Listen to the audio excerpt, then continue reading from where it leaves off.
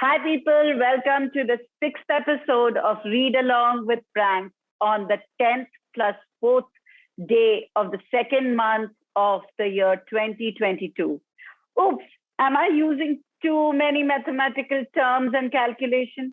But why not? Today we have with us the author of History of Mathematics, Miss ArchanaSarat. And isn't it an interesting and unusual title? And I'm telling you, it is an interesting and unusual read also. Archana, from being a poet to a crime thriller writer, she has really used her storytelling skills to create this masterstroke, History of Mathematics. Welcome you, Archana. We are very excited to know when this book was conceived and its journey till its birth. Thank you for giving us your time. Thank you so much for having me, Priyanka. It's such a pleasure to be here. And thank you for the kind words about my book, especially hearing it from an avid reader like you and a person who's one of the leading educationists in the country is making me so happy. Thank you so much. It is my pleasure, Archana, because it is the most fearful subject you have written on. So Archana, let's start the whole thing. We will have 3 rounds. One is simple Q&A, and the 2 rounds are surprise rounds for you. And it will be revealed as we go on. So my first question to you, from writing a poetry to crime thriller, and now History of Mathematics, what inspired you to write this book where the subject, mathematics itself, is considered very dry and fearful? So just telling that mathematics is dry and fearful itself is a misconception, And I'll tell you how this misconception came into place. I have a little funny take on this. So there are 2 kinds of people who say that mathematics is tough or it's a dry subject. So one are those people who are very good in mathematics, and the other are those people who are poor at mathematics. So those who are doing good in the subject and were scoring very high, they want to tell you that, they have achieved this despite all the challenges that they faced and despite it being a hard subject. That's when you're going to feel in awe of them, right? And those who are going to tell you that, those who are not doing well, they need to give some reason, some justification for that. So obviously, that's why they are telling you that it's a tough subject. So you should feel pity for them and you wouldn't mind that. But the truth is that, in fact, among all the subjects, whatever you might be studying all through your life, the one subject which is based purely on logic, for which you don't need to really memorize anything, which is always going to give you the same answer if you do the same steps, is mathematics. It's the one subject which only asks you to understand it without anything else. You just understand it and you give it what, your understanding, it's going to give you the right answer. So there's no wrong way to go about it. So I think you've done a great job, and you've explained this very beautifully in the book through stories. To move ahead with a similar kind of question is that, you said in your early stages of the book that math can arouse 2 kinds of emotions, extreme emotions, love and hate. You are a lover of mathematics. I sit on the opposite side. So do you think such emotions are aroused in a child at a very early stage by their teachers and the way the math has been taught? And is there a better way to teach mathematics? Definitely, Priyanka, you're right. Somewhere I think the way mathematics is taught in the schools and even from our parents, somewhere I think that methodology needs to change a little bit. We tell children, that this is how a particular sum has to be done, but we never tell them why we are doing that. So we tell them how to add two numbers, how to multiply two numbers, but we never give them any instances, actual instances, why they need to do that and how that's going to help them. When it comes to simple things, at least like addition, multiplication, maybe somewhere we do give them examples. Maybe we teachers nowadays do tell them, but when it comes to things like trigonometry or calculus, actually children have no clue why are they doing this? Why are they following this? What is the need for calculus in their life? They don't know how much calculus is actually affecting their everyday life. And somewhere I think when you tell them why and how this is important and how did it come into being, their love for the subject would develop, which is one of the main reasons why I wrote this book too.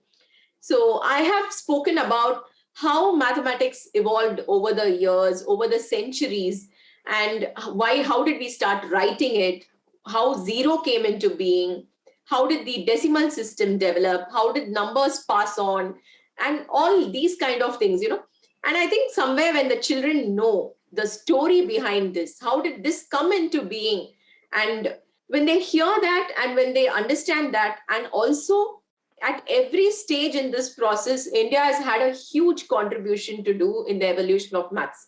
So when a child hears that and understands that, I think that's where the love for the subject would develop, which is the reason why I wrote this book too. So I agree with you. Like a child always learns the basics of language or any other thing through stories. So why not use it for math also? I totally agree with you. Another question which aroused after reading this book is that, it is always said that, a creative mind is bad at logical math. But you have proved in your stories that how beautiful civilizations like Harappa, Mohenjo-daro, even Egyptian civilizations were created by creative minds like architects, engineers, and fashion designers, but they all used math. So how will you explain to your viewers and break the stereotype that a creative mind can be a logical mind and a logical mind can be a creative mind?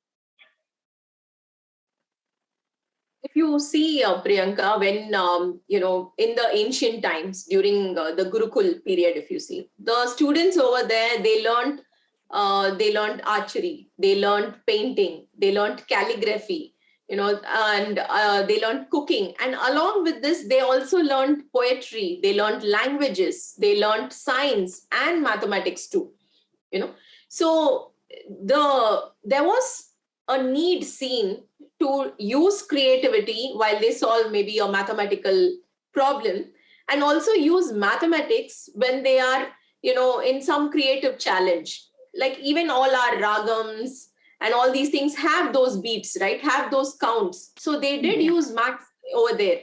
So there was a, interdependency of subjects. But now what most schools, I wouldn't say everywhere this happens, but most of the schools in our country are still stuck with the British education system, which was left behind in those yesteryears. And British were not intent in educating us. They only wanted some trained people for their clerical jobs, right? They did not want to build our knowledge or impart a valuable education to us or something. That was not the motive behind that education system itself. They are not following that in UK today. Yeah, I agree. We are still following something. Yeah, right. So we are still following something that they left behind at that time. So they wanted, a clerical mindset, someone who can just get that particular job done. They did not focus on creativity or, trying to, develop a multi-disciplinary kind of thinking. They didn't have any need for that. They didn't want that, right? So I think when we break out of that and when we understand the importance of all the various subjects, all those subjects, everything is, interrelated. It's only now that has come, In fact, I would say once again now in today's time, once again, we are going back to that system slowly. Even in engineering colleges and all now, it's not just there are options where you can learn a mix of maybe chemical and mechanical engineering. Yes. Maybe, so mechanical and computer engineering, because they see that need for an interdisciplinary kind of a learning, which is most important. Even in an MNC now, a child, a candidate who has, experience in multiple fields is valued more. He might have worked in business also, in sales also, in legal also. Then they find that person more apt to become a CEO tomorrow or take on a much bigger role. So that kind of, yeah. Yes, I agree, because now is the world for multitasking, not one. And we need to go back to our roots, which I have always advocated that, we have to go back to our roots to bring in the old India. Yes. So to add on to this, Archana, when you said that, there is an interdependency between logic and creativity. So can creativity be taught to people, or it is inborn? So, in my opinion, I have my writing coaching, which I conduct through readwriteinspire.com. So in my opinion, I feel writing can be taught, and interest to take up writing is difficult to be taught, So, and creativity, you don't need to teach, because I think everyone is creative. We are born with creativity. 100%. It's just that in today's world, we are so caught up with all our things that somewhere we have forgotten what it is to be creative. It just needs a little tapping into to bring that creativity out. But otherwise things like writing, Priyanka, so much we have also learned from each other, Correct. As writers also, we learn from each other. Yes. So writing can be learned.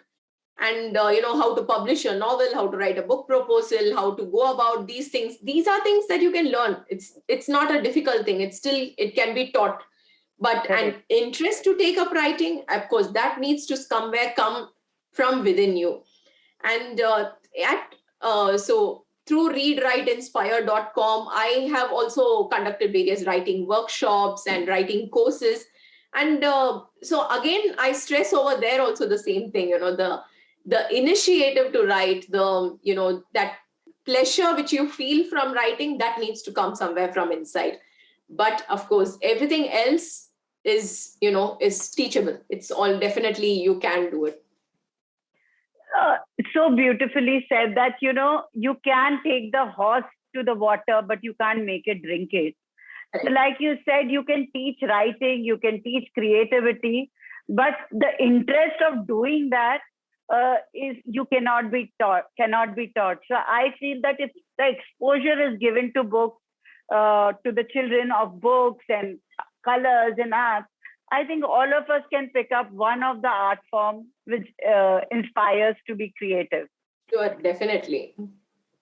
My next question is a little very serious or very close to my heart, is that, in your book, you have so beautifully given us stories where you've proved that India's contribution to math is the most ancient and most significant.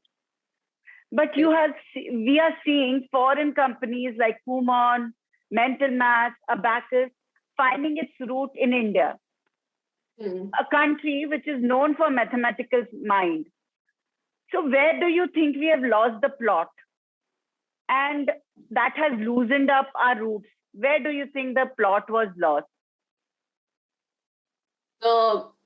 I think, there is one issue, I would say, with our yesteryear Indian mathematicians, which is still continuing to date also. And the thing is that when I was researching for the book also, what I realized is the mathematicians from India, in those years, they never really advertised about themselves. So if you take Aryabhata, we only have one information about him, that he wrote Aryabhatya, which is his complete treasure trove of information of mathematical concepts and things, when he was 23 years of age. That is just mentioned in the book. Apart from that, we actually have no idea. So we don't know whether he's from the north of India or from the south of India. We don't know from which state he is, whether he was married, who are his parents. How did he get this knowledge? From where did he gain this knowledge? We don't know anything about him. So it was so tough, to try and research and find out details about our Indian mathematicians of those years. The thing is that the same thing has continued. We have failed, to promote Vedic mathematics, to promote our ancient mathematical principles and concepts and all. But things like Abacus, they have a very good marketing platform. Yes. So they are able to create this good network of, tuition centers and make it into a franchisee and give out these things and all. But if a parent just takes some little time to read the research about Vedic mathematics and about Abacus, they will come to know that those kind of calculations, which Abacus teaches you in 2 to 3 years' time, can be learned within a year in Vedic mathematics. Those same calculations can be done through Vedic mathematics within 1 year period. Again, for Abacus, you are helpless unless and until you have that tool. Yes. If you don't have that tool, you cannot do it. Vedic mathematics has no tool. Correct. You only learn methods. You don't learn any tool. There's nothing. And the most basic question is, how far is this even necessary to, for mathematics? Now, most parents, why do they put in Abacus? Because they think the child is going to do very well in maths. The child would understand mathematics better. So this is what they think. But the truth is that the child is going to do very well in addition and subtraction. The child is not 100%. Going to be doing very well. Yeah, they're not going to do anything. They're not learning some mathematical concepts over here. Correct. Your child is just learning to do calculation quickly. In fact, this can even harm, because, certain things like if I just say 6 8s are 48, it immediately comes in our head, something even a little bigger also. Now, if I say 12 11s are 132, immediately comes to my head. Yeah. But when a child is so used to doing those Abacus, with Abacus alone, sometimes these very, very basic concepts of mathematics, some small things, calculations, they slip out on it because they are more used to doing with that tool. So when they don't have that tool in their hands, they may not be able to think that quickly, So somewhere I think this is having no, it's not going to contribute any way to your child's mathematical learning. To understand the concept, it's only going to help them to do quick calculations, which is, I think, a redundant thing. You don't need to do calculations quickly. An exam is made in such a way that the calculation time is included in that, right? How much time the child is going to have for calculating. So just because the child is doing quickly, nothing is going to happen. And places like UK or, I would say education boards like IGCSE or IB have already started using calculators, because they feel when it comes to a more complex calculation, the child doesn't even need to actually do all this. They have realized that we are going to where computers and, you have these huge other things we are going, getting to add numbers quickly is a very redundant skill to have in today's world. It's completely unnecessary. So I agree with you on that Vedic math was very good, but Vedic math was also about mental math. You just, it was very quick in calculation, but at the same time, the concepts were clear. And I think the best people to learn Vedic maths are our parents. Our children have their grandparents who can teach them tricks. And, it's all, and that's where I feel creative thinking in maths, to have quick calculation and to correlate different theorems together can help you learn maths in much better, fun way. That's what is my take on this. After listening to you, I've realized this is what you mean. Another thing, which is a basic concept among people who leave maths, like you said, people who have fear will say, oh, I don't know, and that's why I didn't. We have 100 reasons. One of the reasons is math is only needed for people who want to become architects, CAs, engineers. We don't need maths in a normal day life. So basic addition and subtraction is enough. So why teach theorems and why teach pie charts? What would you tell people with such thinking? Okay. See, if you think very, very logically, of course, maybe you don't, not all of us are going to need all whatever we learn in all these calculations and all these things. But I would, before I answer this a little more further, let me tell you one of the stories, because your question reminded me of that. So one of the stories which I had is about Archimedes. So in fact, the most one of the most wonderful things about Archimedes, which most of us don't know about that, was that he was trying to find out the distance between us and the stars. Okay. And this can be found out only through calculus. And calculus wasn't in existence at that time. So there was no integral calculus at that time. So he started finding ways on how he can do this. And there are his papers which are still available and which were found later on, which have worked out some methods which were very, very similar to the integral calculus that we have today. But before he could complete his work and, before he could finish it and actually find out integral calculus, before that, he was murdered.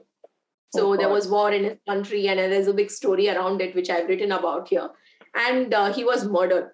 Suppose if he wasn't murdered and he had completed, there was like hardly just another 2-3 steps for him to go before he actually reaches integral calculus. So I'm very sure if he was alive, he would have done it in a matter of months. So if he had reached that, then we would have had integral calculus about 1,000 years before. There was a 1,000-year waiting period before we actually got integral calculus, only because Archimedes was no longer alive. Now, why did he need it? He needed it because he wanted to calculate how far he was from the stars. He wanted to know the distance between him and the stars. So somewhere, I think you need basic maths. Of course, you need basic maths today. But maybe tomorrow, you might be interested in knowing how far you are from stars. Or you might be interested in knowing how is that computer working. You may be wanting to know why is my phone doing this? How is my phone able to convey rays or something like this? Maybe there is another question which arises in your mind, and to answer that question, you definitely have to come back to mathematics. So Archimedes itself has this quote where he says, the earth seems very mysterious only to that person who doesn't know mathematics. So if you know mathematics, you can explain everything which you see around you. So true. So true. I think I have realized that math is an integral part of every subject. And, we don't use every part of what we learn in school and everyday life from any other subject also, whether it's math, chemistry, history, physics, everything. But a knowledge of everything is, you never know when it can come handy to you. Definitely. So after all these serious talks, I have 2 games. One is a riddle time and the other one is guess who. So Archana, here we will ask you some riddles. And if you can't answer, I will pass on this to the viewers. And viewers, it's time for you to earn some goodies from Read Along with Prank if you answer what Archana couldn't answer. So Archana, let's start the riddle time. Sure. The first riddle is, the age of the father and the son totals up to 66. And the father's age is equal to the reversed age of the son. So what could be the age of the father and the son? Okay, so father's age is the reverse age of the son, is it? Yes, and the total of the son and the father's age is 66. So what could be the age of the father and what could be the age of the son? 42 and 24. Viewers, there are other two answers you can give. There are other options also. So second question Am I supposed to tell those answers also or no? No. Okay. So you have 4 apples in a basket. You take away 3. How many do you have? I have 4 apples in a basket. I take away 3. How many do you have? 4, I'm just right? giving okay, time up. Now this answer passes on to the viewers, okay? Okay. So the third question is, if I give you a telephone and tell you to multiply all the numbers on the keypad of the telephone, what would be the answer? 0.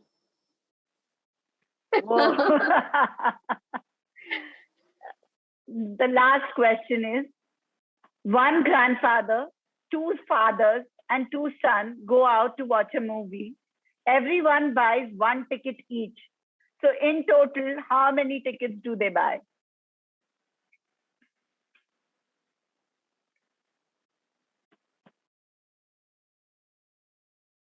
When is Do it? you want me to repeat the question? Yes, please. Creativity and math to be used. One grandfather, 2 fathers, and 2 sons go out to watch a movie. Each one buys 1 ticket. Tell me how many tickets they buy in total. 5. So this question also passes on to you viewers. I will tell you the answers later. Sure. So now the next game is Guess Who. There are few pictures. Tell me, who are they? Okay.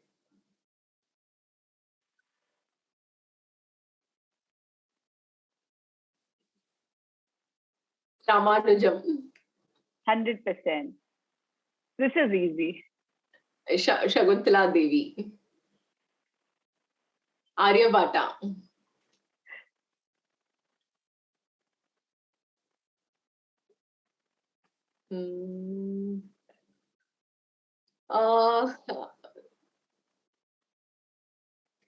Is this Newton or 100%. 100%. Okay. It was a joy to play these games with you. And after listening to you for all your thoughts and your explanations, I have realized people like me who have an extreme emotions will give math a try. We would like to change our emotions now from a hater to a lover. And viewers, do pick up the copy of Read Along from Archana, The History of Mathematics. I'm telling you, you will give maths another chance because it's truly an interesting read. Like love gets another chance. Maths also needs another chance. So do pick up the copy of The History of Mathematics. Thank you, Archana, and we are looking forward for many more conversations with you. And I am eagerly waiting for another book from you. Viewers, don't forget to like, share, and subscribe to Read Along with Frank for more such amazing interviews from different authors. I will be waiting for your comments to know which next author do you want to hear from. Thank you so much for being with us. Thank you, Archana, and thank you, viewers.